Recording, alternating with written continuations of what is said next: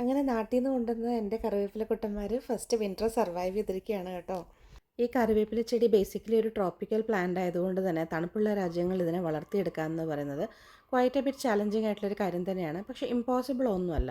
കാരണം ഒരുപാട് യൂട്യൂബ് വീഡിയോസിൻ്റെ റെഫറൻസ് എടുത്തും എൻ്റെ കുറച്ച് ഫ്രണ്ട്സിൻ്റെ കയ്യിൽ നിന്ന് ഇൻഫർമേഷൻ കളക്ട് ചെയ്തിട്ടാണ് ഞാൻ ഇതിനെ നട്ടത്. ഇതിപ്പം ഒരു 8 months ആയി.